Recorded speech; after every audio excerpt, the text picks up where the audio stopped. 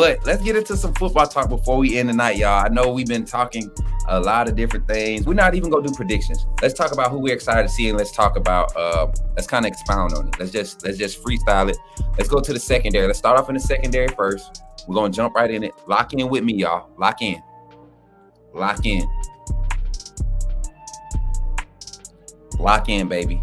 So in the secondary, who are y'all excited to see, and what are y'all expecting to see from this person? Somebody said Red Morgan. I already, man, listen, I've got to see it live. I was hearing about it. I got to see glimpses of it. But this past Saturday, I got to see a lot of Red Morgan.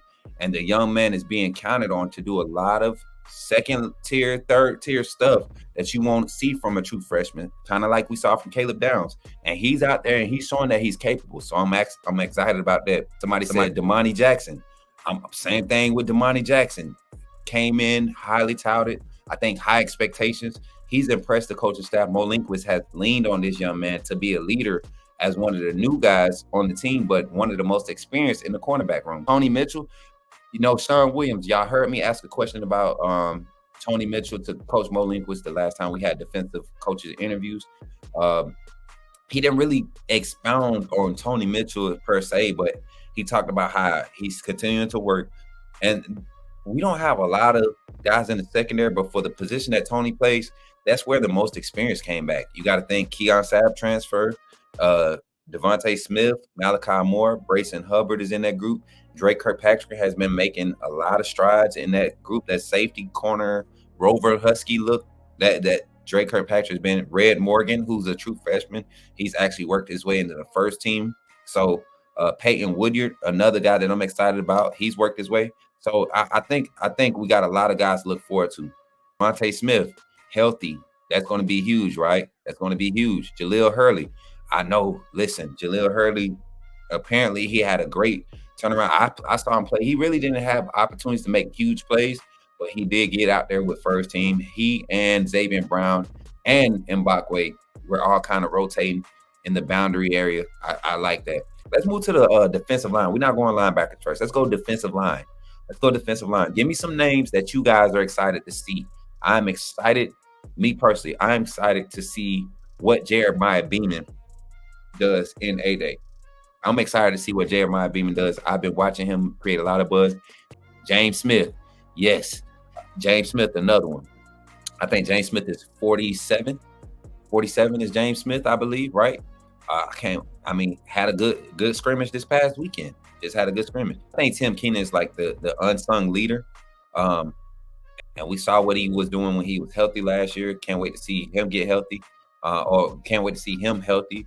LT Overton, he had a solid scrimmage. The whole defensive line group had a solid scrimmage. Their rotation, it's hard to notice like when guys are rotating. You're getting similar production from each person, each group that's being sent out there.